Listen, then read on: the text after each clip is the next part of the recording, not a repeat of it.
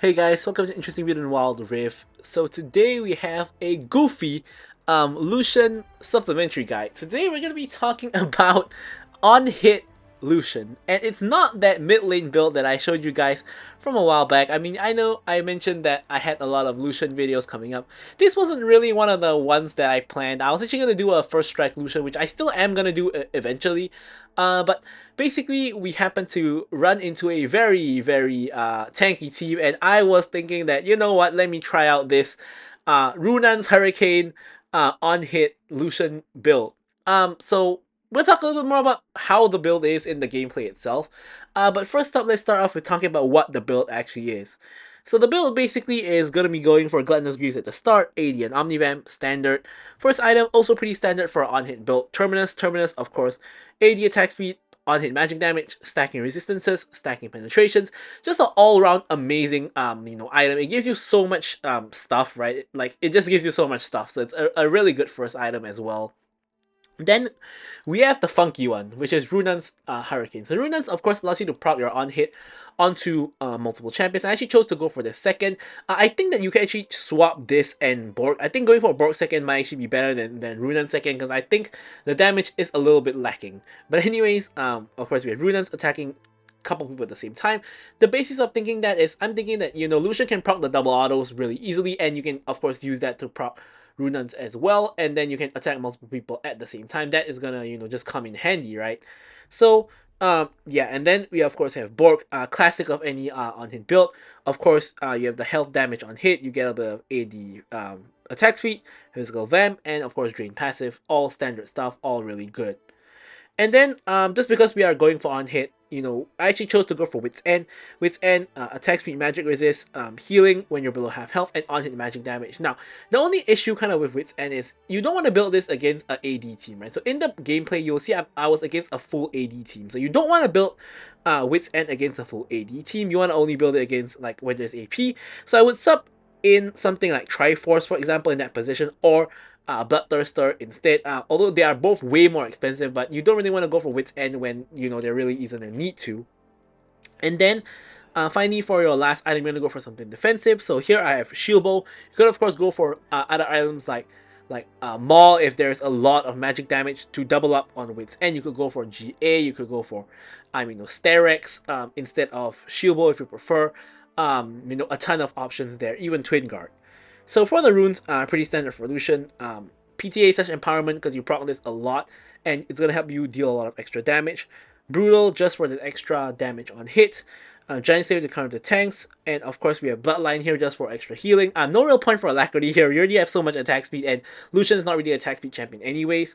And here you have Bone Plating, of course with the defensive capabilities. Finally, you have Flash as your summoner spell together with, I took Cleanse this game because there was a ton of CC, but of course other spells like Exhaust or Barrier, even Ignite works as well. But with all that said, let's move on to taking a look at the gameplay. Okay, so let's jump into the gameplay. So the first thing I gotta cover, of course, is why are we going for this strange build in the first place? Like, why not play like a actual champion that can shred tanks like Vayne or whatnot? Well, if I remember correctly, which I might be wrong, I think that I was picking early, and then I couldn't really see the enemy team, and then by the time it's all said and done, you have Gnar, who's relatively tanky, you have Draven, who's relatively tanky, you have Braum, who's very tanky, and then you just are facing this tanky team that Lucian cannot really burst down. So I was thinking, like, you know what, as we go for a free level 1 trait here, I was thinking, you know what, let's go for like some kind of tank shredding build. So I was thinking maybe you should go for that Mana Moon build, but then I was thinking, like, that Mana Moon build, it takes too long to ramp up, it's not gonna work. So I'm thinking, okay, let's go for this basically Ashe build, right? This is basically Ashe's build, right? Where you go for Terminus into RUNAANS and then into Borg and yeah, just on hit basically. So I'm thinking, yep, you know what, let's go for that one and see how it is.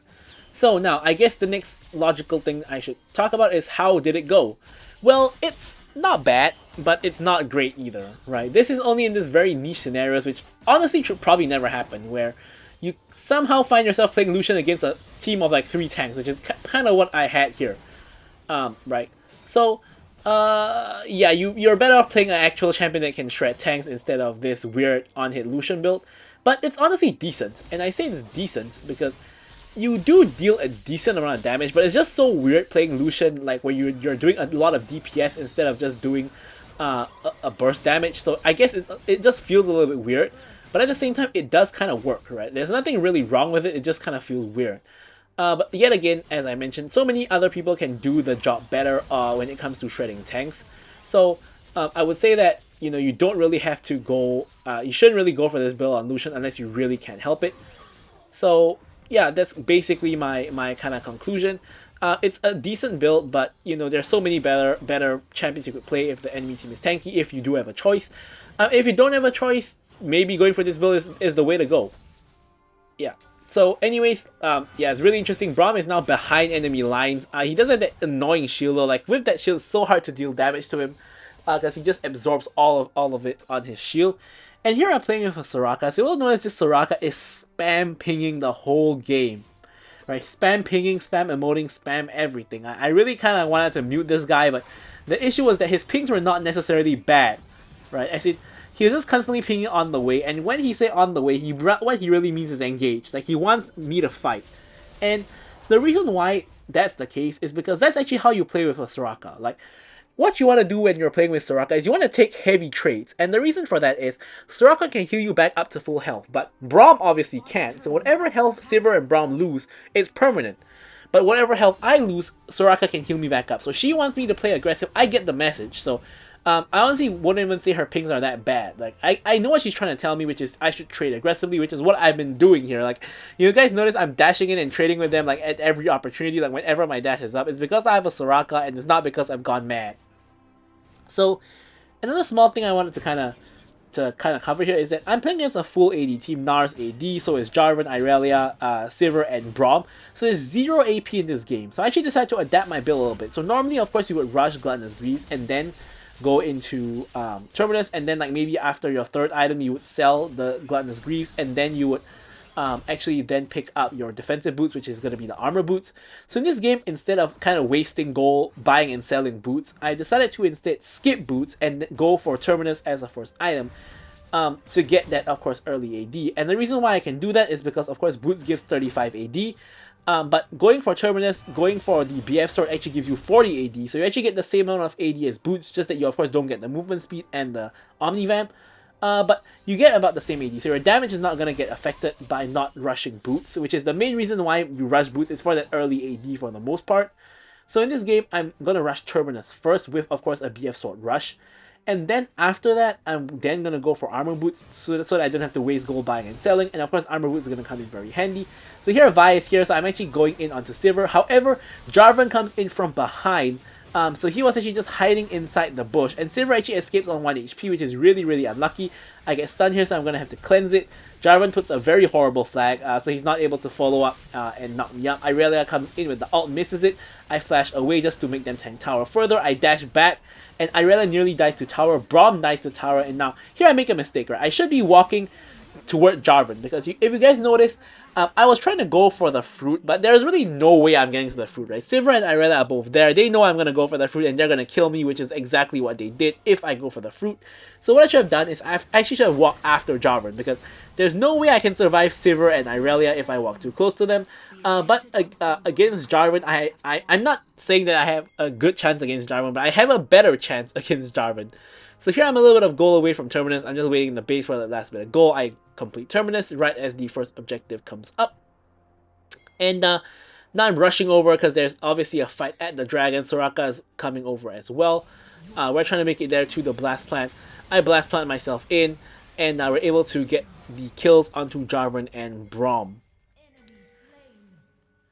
So yeah, definitely a pretty interesting one. Now the fight continues. Irelia is now coming in with the Sivir.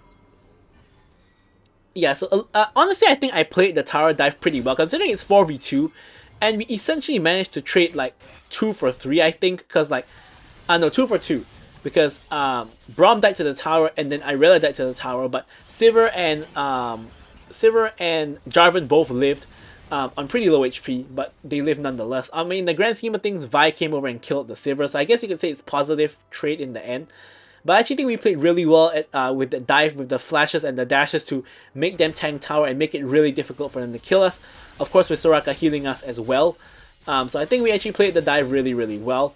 Which of course made it a lot better compared to they just dive us and insta-kill both of us and then they are all four still alive. We essentially managed to trade 2 for 3, which is an actual positive trade. So here I believe I have enough for my 2 boot components, but mainly I have no mana, so I kind of have to go back and pick up some mana. Of course, really close to getting the boots already, but I couldn't really stay for another wave just because of how low I was on mana. I couldn't really cast any spells. So here I'm rushing my way back to the lane. Braum is taking free tower plates. He's blocking my shots onto the minions. I'm focusing the minions and not him. Dodging Sivir's abilities, I'm able to pick up the minions. And Sivir tanks a tower shot because she was a little bit too close to the tower. Now here I proc the PTA onto Braum for free. And I get a little bit of chip damage on him. A pretty good trade. But of course we're not going to kill Braum very easily. We can just damage him a little bit.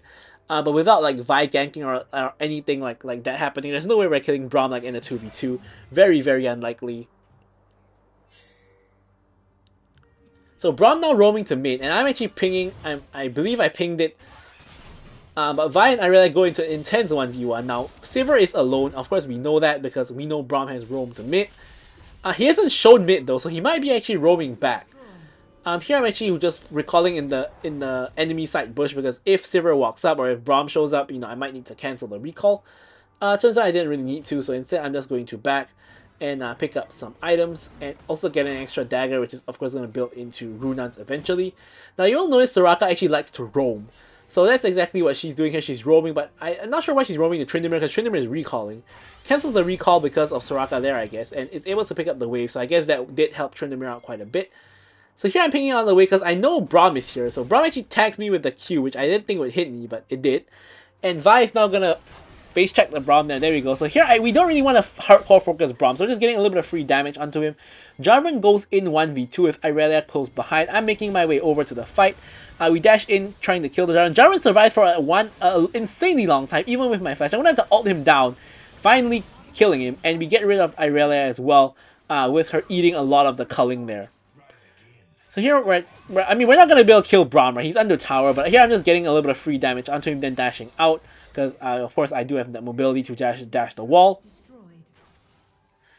And, of course, our tower is now gone, so we're going to have to kind of, you know, farm up the minions without the tower around. And, you know, we're doing pretty decent at the moment. Not really high in gold like Irelia or Galio, but we're doing decent. A little bit behind Sivir, though. So here Vi and Soraka are hiding in the bush. I'm trying not to walk the minions in the bush so they don't get revealed. But here you can see insane silence from the Soraka prevents Braum from putting the shield up, I believe. And we're able to kill both of them. And Braum's not able to get off the ult. So free double kill for us. Jarvan, we can see him hiding behind there. Not really much we can do. Vi actually goes over, so I'm just going to follow over, but yeah, we're not gonna be able to kill him. And in fact, Irelia is now here to kill us. Somehow she misses both the stun and the ult onto me, so I'm actually able to kind of walk away and buy enough time for Galio to come in and one-shot her. And now Jarvan is in trouble. He tries to hop away. I'm actually gonna have to pick up fruit for the mana because I don't have any more mana to cast spells. Galio is able to finish the kill eventually with his auto, and Jarvan goes down. So now the Mountain Drake is up, and this should be a free Mountain Drake because Jarvan is dead. So here I'm just going to help the Vi to DPS the Drake a bit faster. The awkward thing is I don't actually have a lot of mana, so I don't want to waste my spells on it. I'm just DPSing it with the attack speed I have.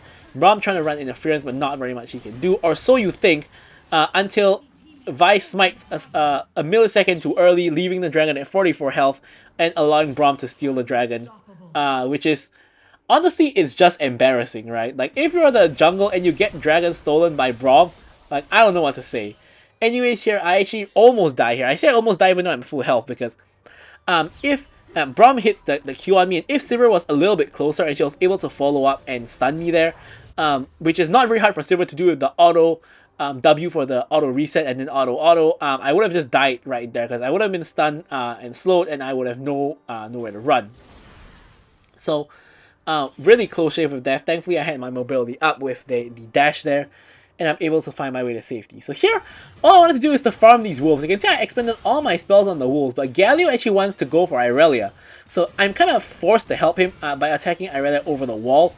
As you can see here, exhaust goes down onto Irelia. I'm dashing over to finish the kill, and we do get the kill finish. I'm really close to getting RUNAANS. I just need like these 2 little wolves to get RUNAANS. So I'm just farming them little wolves to just get that last little bit of gold. Now with the RUNAANS gold, I want to base. But look at my team, right? They're pinging to attack, and I can't really base because if not, they're going to lack an ADC. So here again, I cancel my recall, I channel my recall again, and thankfully my team looks like they're not fighting, so I'm able to back and complete my RUNAANS. And then right as that happens, my team gets into a fight. Like no one's surprise, I guess. So now I'm rushing over to try to get there to DPS. But here you can see I'm getting cut off by these 2 gentlemen here. So I can't really walk past them. I'm gonna have to focus them instead. Jarvan tries to ult me, but I'm just gonna dash right out. I'm gonna ult him in return. He's eating all the bullets, but he has Heartsteel into Sunfire, and it's not so easy to kill him. We eventually get him though. Nar is able to run down the Galio and kill him, and unfortunately Irelia is able to now kill me because I have nothing left, and she just comes in and finishes me off. Unfortunately, Vi was not in the fight. She was just split pushing for some reason, and because of that, I think, or not because of that, but partially because of that, we're not able to win the fight, lacking our jungler. But the fight is still pretty decent, in the grand scheme of things. By the way, I'm 5-2, and I have less gold than the 0-3 Sivir. This Sivir must be farming like a madman. Where is all her gold coming from? But anyways, here Irelia is way overextended, trying to kill the Soraka, and Vi is cutting her off from behind, and basically my team is just gonna kill her. Like, there's no way she gets out. She tries to flash out, but it ain't happening. And of course, as you can see, the enemy team is getting mighty tanky. Like, we have the Black Cleaver into Triforce for the Gnar. You have the double health items for the Jarvan, and you of course have the Braum as well. Now here that was a horrible flash. Like, I tried to flash to finish the Jarvan, but that just wasn't it. Irelia gets completely caught out, and Sivir as well, from the silence, insane Soraka silence. Now here I'm trying to focus the Gnar. Here he stuns me. I have my cleanse. I'm gonna just cleanse away. And unfortunately we can't really kill him. He's actually really low. He channels in a very dangerous position, so we actually are able to stop him from recalling. And yeah, I really need that Bork like to shred the Gnar and the Jarvan in particular. Like, you can see, we trolled the Braum here because Braum was thinking, like, there's Tryndamere and there's Lucian, right? 2 crit champions. Let me build Randuin's Omen. But no, Lucian doesn't build crit. He's building on hit. That's me. And Tryndamere isn't building crit either. He has Heartsteel into Bork. So, no crit. So, yeah, Braum kind of trolled his build a little bit. Because, yeah, there's no crit on this team. So here Sivir is here to clear the wave. I can't really get the tower with that being the case. So I'm just going to back off a little bit. Vi is now with me though, so we might be able to look for a pick on Sivir. Sivir face checks right into the Vi, gets chain CC'd, and just dies. Don't even think she was able to press her spell shield. She did get the heal off though. But yeah, she just goes down. Fight breaks out on the upper side of the map, so I'm taking the Hex Gate across the map to kind of join my team.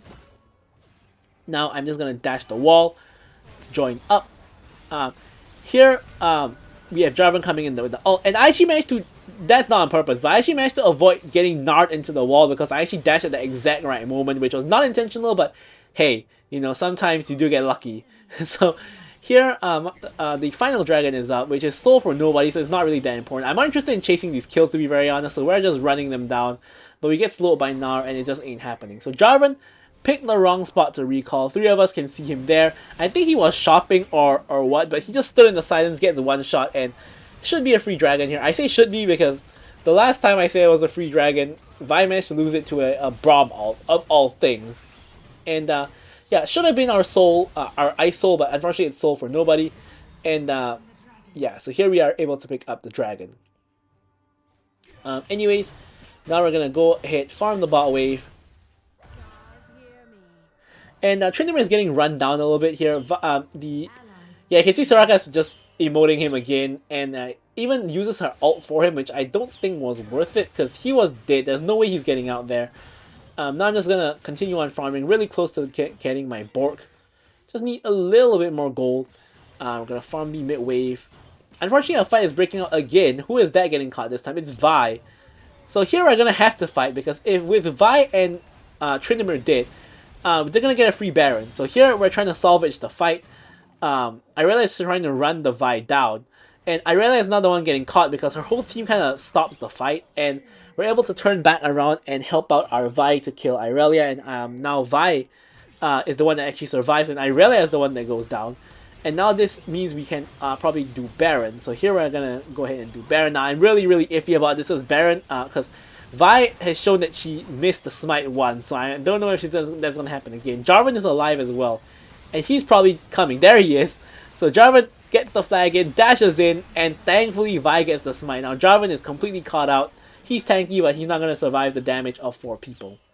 Tryndamere gets that huge top wave, and now we're gonna recall. We finally get the Bork. So like, I guess you could say our 3 core items have been completed. The Bork is very essential, especially against this particular team with all of their health builders. I'm gonna get that butt wave.